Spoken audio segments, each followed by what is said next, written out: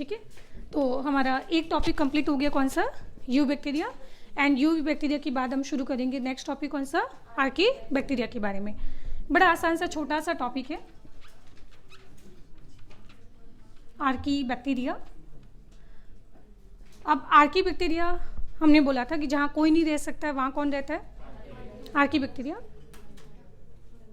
अच्छा, जहाँ कोई नहीं रह सकता वहाँ कौन रहता है, आर्की बैक्टीरिया रहते हैं।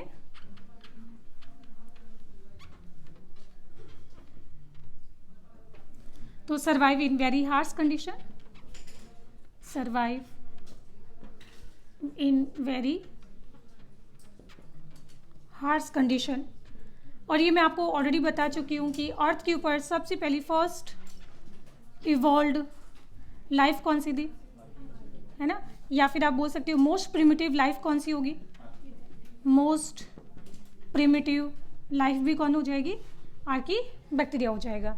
अब आपको याद है हमने 6 किंगडम क्लासिफिकेशन पढ़ा था कार्ल वूस का, जिन्होंने वहाँ पे आर्की बैक्टीरिया को मोनिडा किंगडम से हटा के पूरा एक नया उसका डोमेन आर्किया या फिर नया किंगडम बनाया था, है ना।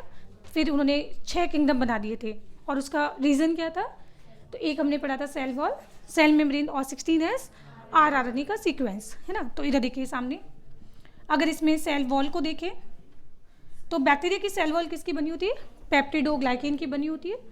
पेप्टिडोग्लाइकेन के अंदर पेप्टाइड चेन होती है और ग्लाइकेन मतलब कार्बोहाइड्रेट होता है ना। तो उसमें अमाइनो एसिड और कार्बोहाइड्रेट आपको दोनों देखने को मिलेगा, बट यहाँ पे सिर्फ कार्बोहाइड्रेट प्रेजेंट होता है ना। और यहाँ पे आप इसको पेप्टिडोग्लाइकेन को और क्या बोलते हैं, म्यूरिन। यहाँ पे म्यूरिन नहीं होता है, क्या होता है, सूडोम्यूरिन। यहाँ पे क्या प्रेजेंट होगा, इसमें सूडोम्यूरिन होता है। एंड सूडोम्यूरिन भी है क्या, कार्बोहाइड्रेट है। और इस कार्बोहाइड्रेट की रिपीटेटिंग यूनिट क्या है, एन एसिटाइल टोलोइक एसिड होता है। मत याद करो, काम का नहीं है वो, आप याद रखना सूडोयूरिन होता है, सूडोम्यूरिन होता है, म्यूरिन। दूसरा हम सेल मेम्ब्रेन के बारे में बात करें। अच्छा, आप लोग जानते हो मेम्ब्रेन तो किसका बना होता है, लिपिड का बना होता है। एंड जो लिपिड है, घी और तेल को अगर आप कभी 100 डिग्री सेल्सियस पे बॉईल करो तो क्या होगा, वो तो बेटा वेपराइज होने लग जाएंगे, हैं। अब सोचो कि आर्की बैक्टीरिया को आपने रखा है 100 डिग्री सेल्सियस पे, तो इसके तो मेम्ब्रेन में सारे धुएं निकल जाएंगे उसके, पर ऐसा नहीं होता है। तो इसके नहीं होने का रीज़न क्या है, इसके 2 रीज़न है। आपने फॉस्फोलिपिड बाइलेयर पढ़ी है कभी, है ना, आपने मेम्ब्रेन को हमेशा ऐसा पढ़ा होगा, फॉस्फोलिपिड की क्या होती है, बाइलेयर होती है।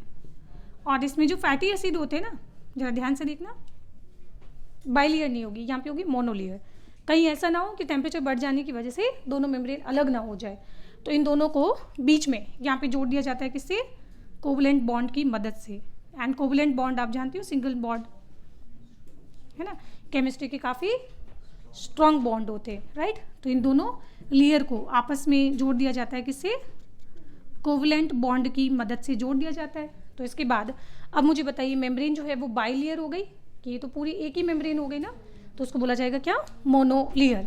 तो यहाँ पे जो मेम्ब्रेन है वो कैसा हो जाता है, अब बाइलेयर नहीं मिलेगा, क्या मिलेगा, मोनोलेयर मिलेगा। और दूसरा सेल मेम्ब्रेन के अंदर यहाँ पे आपने ग्लिसरॉल और फैटी एसिड पढ़ा था बायोमोलिक्यूल में, कोई बात नहीं, जिन पढ़ेंगे आगे लोग। तो ये स्ट्रक्चर क्या होता है, ग्लिसरॉल, और ये क्या होता है, फैटी एसिड होता है। तो इनके बीच में आपने बॉन्ड कौन सा पढ़ा था, एस्टर बॉन्ड पढ़ा था, COO, है ना। यहाँ पे एस्टर बॉन्ड नहीं मिलेगा, यहाँ पे एस्टर की जगह आपको यहाँ पे मिलेगा ईथर बॉन्ड। तो ये मैं लिख देती हूँ कि ये एस्टर बॉन्ड यहाँ पे क्या होगा, एब्सेंट होगा, और इसकी जगह आपको देखने को मिलेगा ether bond. And ether bond are more stronger than ester bond, ether bond are more stronger than ester bond, ठीक है। तो ये मेम्ब्रेन के अंदर डिफरेंस आ गया। फिर उसके बाद इसमें प्रोटीन को प्रेसिपिटेट करने, प्रोटीन प्रेसिपिटेट ना हो 100 डिग्री सेल्सियस पे, तो उसके लिए इसमें डाइसल्फाइड बॉन्ड की संख्या ज़्यादा होती है और इसमें होमोपोलर एनिमल बहुत ज़्यादा होते हैं। मत पढ़ो, काम का नहीं था, ठीक है, छोड़ो इधर। नेक्स्ट आ जाते हैं इसकी टाइप्स के बारे में। तो आर्की बैक्टीरिया कितने टाइप के होते हैं, 3 टाइप के, डिपेंड करता है कि वो मिलते कहाँ पे, है ना, हैबिटेट की बेसिस पे। एक बैक्टीरिया हो जाएंगे कौन से, थर्मो एसिडोफाइल्स, थर्मो एसिडोफाइल्स, ये पूरा एक ही नाम है। एंड थर्मो मतलब क्या होता है, very nice, temperature, and temperature भी अप्रॉक्स हम बोलेंगे कि 100 डिग्री सेल्सियस, मतलब मोर देन 80 डिग्री सेल्सियस, है ना। तो ये ज़्यादा टेम्परेचर को पसंद करता है। जैसे आपको 40 डिग्री नहीं, आपको 30 डिग्री में अच्छा लगता है ना, 25 डिग्री सेल्सियस पे अच्छा लगता है। तो इस बैक्टीरिया को अच्छा ही पता है किस पे लगता है, 80 डिग्री से ऊपर। अगर आप इसको 50 डिग्री या 40 डिग्री सेल्सियस टेम्परेचर दोगे तो ये अनकंफर्टेबल हो जाएगा उस पर, कि ये मजाक क्या हो रही है, मुझे ठंडी लग रही है सर्दी लग रही है, नहीं। तो इसके लिए ऑप्टिमम टेम्परेचर ये होगा। और एसिड जो है वो कितना होगा, यहाँ पे pH होगा कितना 2, एंड फाइल मतलब क्या होता है, लव। तो एक्चुअल में इसका जो प्यार है वो किसके लिए, हाई टेम्परेचर के लिए और लो pH के लिए। तो इस तरह के बैक्टीरिया को हम क्या बोलते हैं, थर्मो एसिडोफाइल्स। और ऐसी कंडीशन आपको कहाँ पे मिलेगी, तो ये कहाँ पे मिलते हैं, इन हॉट स्प्रिंग्स के अंदर, है ना, यहाँ देखने को मिलेंगी। अब थर्मो एसिडोफाइल्स जो है इनका मोड ऑफ रेस्पिरेशन कैसा होता है और मोड ऑफ न्यूट्रिशन कैसा है, तो ये कीमो ऑटोट्रॉफ होते हैं। मतलब ये बैक्टीरिया फोटोसिंथेटिक होते हैं एंड फोटोसिंथेसिस के लिए जो एनर्जी है वो कहाँ से कैप्चर करेंगे, लाइट से नहीं कैप्चर करेंगे, केमिकल्स को ऑक्सीडाइज करके उससे जो एनर्जी निकलेगी उससे वो फोटोसिंथेसिस करेंगे। तो फोटोसिंथेसिस के लिए एनर्जी कहाँ से मिलेगी, लाइट से नहीं मिलती, केमिकल के ऑक्सीडेशन से मिलती है। तो इस तरह के बैक्टीरिया को हम क्या बोलते हैं, कीमो ऑटोट्रॉफ, है ना। ऐसा हमने बैक्टीरिया के न्यूट्रिशन में भी पढ़ा था। नाउ अब इसका जो रेस्पिरेशन है वो कैसा होगा, तो इन बैक्टीरिया को अगर यहाँ पे हवा में रख दोगे तो आराम से सर्वाइव करेंगे, नहीं आराम से, ये एरोबिक कंडीशन में ही रहते हैं। पर अगर डिब्बा बंद कर दिया जाए, एयर टाइट कंटेनर बना दिया जाए, तो उसमें भी ये सर्वाइव कर सकते हैं। तो मेनली तो होते कैसे, एरोबिक, पर क्योंकि ये एनएरोबिक कंडीशन में भी सर्वाइव कर सकते हैं तो इसको हम लोग क्या बोलेंगे, तो ये हो जाएंगे क्या, फैकल्टेटिव एनएरोबिक हो जाएंगी। अब क्वेश्चन ये है कि बेटा यहाँ पे pH कितना है, 2 है ना, 2 ये बनता कैसे, H2SO4 की मदद से। अभी H2 आया कहाँ से, तो ये बैक्टीरिया खुद ही बनाता है। ये आपको सल्फर दिखाई दे रहा है, तो इस सल्फर को ये कन्वर्ट कर देता है, देखो किस में, या तो कन्वर्ट कर देगा H2S में या फिर कन्वर्ट कर देता है H2SO4 के अंदर। और कॉमन सेंस यूज़ करो, एक कंडीशन एरोबिक होगी और एक कंडीशन एनारोबिक होगी, कहाँ पे क्या बनना चाहिए। तो इसके स्ट्रक्चर में आपको ऑक्सीजन दिखाई दे रहा है ना, तो मतलब कंडीशन जब एरोबिक कंडीशन होगी तो ये क्या करेगा, ये सल्फर को कन्वर्ट कर देता है किसमें, सल्फ्यूरिक एसिड खुद बना रहा है, और इसी सल्फ्यूरिक एसिड में इसको अच्छा लगता है, और है ना। और यहाँ पे देखो इसके स्ट्रक्चर में आपको ऑक्सीजन नहीं दिखाई दे रहा है, तो यहाँ पे कंडीशन कैसी है, एनएरोबिक कंडीशन है। तो ये सल्फर को कन्वर्ट करता है किसमें, H2S के अंदर, कोई परेशानी नहीं। एग्जाम्पल की बात करें तो इसमें आता है थर्मोकोकस। कोकस मतलब ये बैक्टीरिया आपको स्फेरिकल मिलेंगे। बाकी एक होता है थर्मोबैसिलस भी होता है, मत याद रखो। एक जो इंपॉर्टेंट है वो कौन है, थर्मस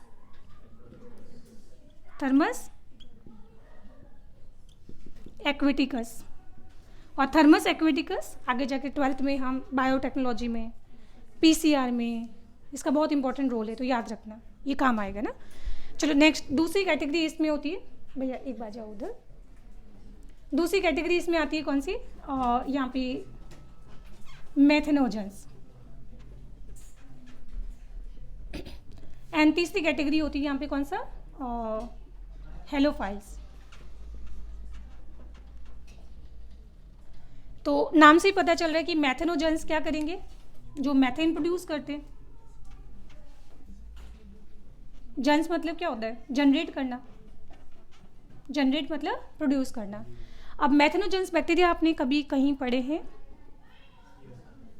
एक बार जाके उसको बोल के आओ कि मैम आ रहे हैं, ठीक है। तो मेथेनोजेंस जो बैक्टीरिया है, शायद आपने बायोगैस प्लांट पढ़ा होगा, है ना, कहाँ मिला था, क्लास के अंदर, 12th के अंदर हम बायोगैस प्लांट पढ़ते हैं, तो बायोगैस प्रोडक्शन के अंदर। एंड जो मार्शी एरिया होता है, दलदल वाला जो एरिया होता है, तो उस दलदल वाले एरिया में भी आपको क्या मिलेगा, इन मार्सी स्वैम्पी एरिया के अंदर ये आपको मिलेगा। और इसके अलावा कैटल होते हैं, गाय भैंस, उनका जो पेट होता है ना, और गाय भैंस के पेट को हमको क्या बोलते हैं, रूमन। तो रूमन के अंदर मिलने वाले, नहीं, रूमन जिनमें एनिमल में होता है उसको बोलते हैं रूमिनेंट।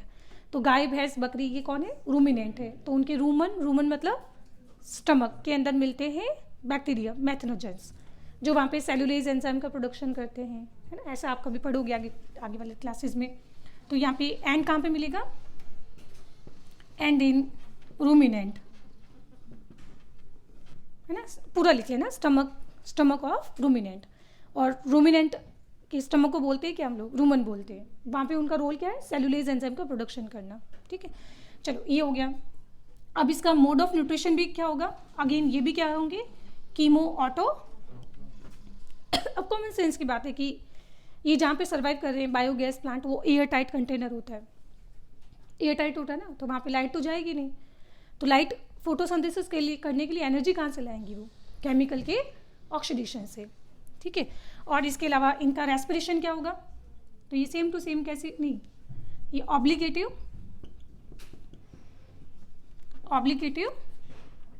एनारोबिक होते हैं।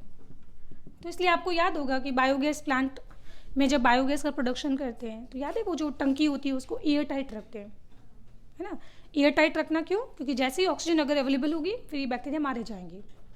तो इन बैक्टीरिया के लिए ऑक्सीजन जहर है बेटा, पॉइजन है ना। अच्छा, फिर उसके बाद इसमें एग्जाम्पल मैथेनोकोकस,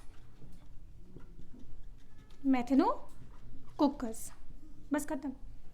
नेक्स्ट इधर आ जाते हैं। ठीक है, हेलोफाइल्स। तो हेलो मतलब हेलाइन, हेलो मतलब हेलाइन, और हेलाइन क्या होते हैं, हेलाइन मतलब और सॉल्टी एरिया। ठीक है, सॉल्ट। एंड फाइल्स मतलब क्या होता है, लव। तो इनका प्यार किसके लिए, बहुत ज़्यादा एक्सेस में सॉल्ट के लिए। तो ये आपको कहाँ पे मिलेंगे, समुद्र में। समुद्र में भी तो नमक बहुत ज़्यादा होता है ना, उससे ज़्यादा सॉल्ट चाहिए। नमक में, समुद्र में तो सॉल्ट होता है 40%, जबकि जो सॉल्टी लेक होती है, हाँ, उसमें 100% है ना। वो परसेंटेज मतलब ppm के रेस्पेक्ट में होता है। तो इनको ये कहाँ पे देखने को मिलेंगे, इन सॉल्टी लेक हो गई, है ना, तो एक्सेट्रा इनके अंदर देखने को मिलेंगे। अब जो हेलोफाइल्स होते हैं इसको ऐसे याद रखना, H से हेलोफाइल्स और H से हेटेरोट्रॉप। तो ये कैसे होते हैं, हेटेरोट्रॉप होते हैं। बाकी इनका जो रेस्पिरेशन है वो भी कैसा होगा, फैकल्टेटिव एरोबिक होगा। कॉमन सेंस यूज़ करोगे सब याद हो जाएगा। जानते हो कि बायोगैस का प्रोडक्शन कैसा होता है, एयर टाइट होता है, कंटेनर में होता है। तो ये एब्सोल्युटली कैसे होंगे, एनारोबिक। तो बाकी जो दोनों बचे वो कौन से हो गए, फैकल्टेटिव हो गए। H से हेलोफाइल्स और H से हेटेरोट्रॉप, तो बाकी दोनों क्या हो गए, है ना, फोटोसिंथेटिक हो गए, ऑटोट्रॉप हो गए, है ना। तो यहाँ पे ये क्या हो जाएगा, ये भी हो जाएगा फैकल्टेटिव एंड एरोबिक हो जाएगा, है ना। एंड लास्ट एक और बात, हेलोफाइल्स को आपने कोई मूवी देखी है जिसमें एक जादू था,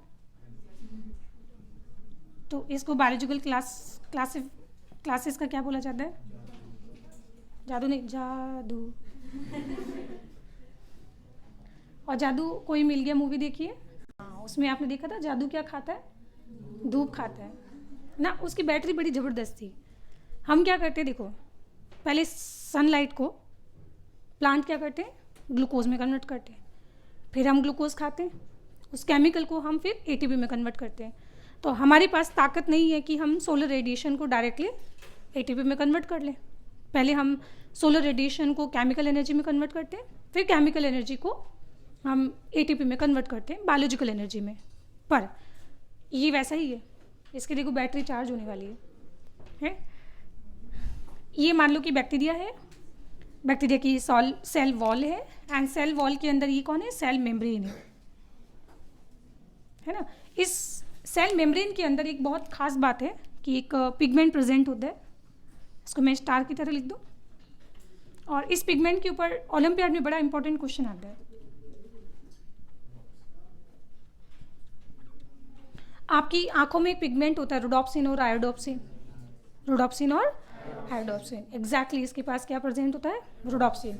क्योंकि रोडोप्सिन कहाँ प्रेजेंट है, बैक्टीरिया में, तो इसको बोला जाएगा बैक्टीरियो रोडोप्सिन। और आपकी आंखों में ये रोडोप्सिन आयोडोप्सिन करते क्या है, लाइट को कैप्चर करते हैं। तो कॉमन सेंस की बात है कि ये भी किसको कैप्चर करेगा, लाइट को कैप्चर करेगा। एंड लाइट को कैप्चर करते ही इसमें डेवलप हो जाता है प्रोटॉन ग्रेडियंट। एंड ऐसा हम पढ़ते हैं रेस्पिरेशन में कि प्रोटॉन ग्रेडियंट जब भी डेवलप होगा तो यहाँ पे क्या बन जाती है, एटीपी। तो ये है जादू, है ना। और इसकी सेल मेम्ब्रेन को हम बोलते हैं पर्पल मेम्ब्रेन। क्या बोलते हैं इसको, जिसमें बैक्टीरियो रोडोप्सिन प्रेजेंट होता है। दैट्स वाई इसकी सेल मेम्ब्रेन को बोला जाएगा क्या, पर्पल मेम्ब्रेन बोला जाएगा। ठीक है, तो ये बात किसकी है, ये बात यहाँ लिखना पूरी, हम हेलोफाइल्स की बात कर रही है। अच्छा, एक क्वेश्चन मेरा ये है कि जब ये एटीपी खुद बना रहा है ना डायरेक्टली, तो उसको खाना खाने की क्या ज़रूरत है? हम खाना खा के एटीपी तो बनाते हैं ना, जब ये धूप से डायरेक्टली एटीपी बना रहा है, क्या आप लोग खाना सिर्फ एटीपी बनाने के लिए खाते हो? मिल गया जवाब। ये आपका इतना बड़ा जो शरीर दिख रहा है ना, है, इसके लिए मटेरियल आया कहाँ से? खाने से। सेल डिवाइड होकर नई सेल बनाती है, तो नई सेल बनाने के लिए जो पूरा रॉ मटेरियल है वो कहाँ से आता है?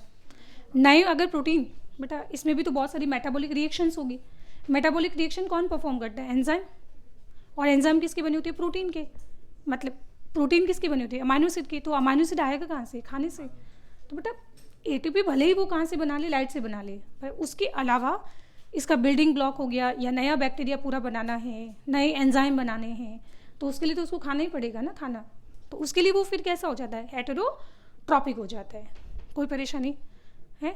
बाकी इसके अलावा क्लास 12th में हम लोग पढ़ते हैं जैसे मॉलिक्यूलर बेसिस के अंदर कि ये जो बैक्टीरिया है ना, है तो ये बैक्टीरिया, तो इसके जो जीन होते हैं उसमें, अच्छा इसके डीएनए के बारे में बात करते हैं। तो इसका डीएनए जो है उसमें एक इंटरेस्टिंग चीज़ देखने को मिलेगी। देखो प्रोकैरियोट्स का डीएनए तो कैसा होता है? Double standard circular. जो आपको अभी भी कैसा मिल रहा है? डबल स्टैंडर्ड सर्कुलर, जो बैक्टीरिया के जैसा ही है। पर इसमें भी प्रेजेंट होती है स्प्लिट जीन। जो नए बच्चे वो सिर्फ लिख के छोड़ दें, क्लास 12th में हम पढ़ते हैं स्प्लिट जीन, जिसमें इंट्रॉन और एक्सॉन होते हैं, है ना। और इसके अलावा हिस्टोन प्रोटीन प्रेजेंट होना किसका प्रॉपर्टी है? ये है हिस्टोन प्रोटीन प्रेजेंट होना यूकैरियोट्स का प्रॉपर्टी। आपके अंदर हिस्टोन प्रोटीन होती है, बैक्टीरिया में हिस्टोन प्रोटीन नहीं होती है, पर इसमें एक्सेप्शनली क्या प्रेजेंट होगा? तो ये प्रोकैरियोटिक नहीं, यूकैरियोटिक प्रॉपर्टी हो गया, ये वाला यूकैरियोटिक प्रॉपर्टी हो गया। But double standard circular DNA ये एक प्रोकैरियोटिक प्रॉपर्टी हो गई। कोई परेशानी इसमें नहीं? चलिए मुबारक हो, तो आर्की बैक्टीरिया खत्म। अब 2 ही टॉपिक बचे इसमें, माइकोप्लाज्मा और ब्लू ग्रीन एल्गी। ठीक, लिखो इसको।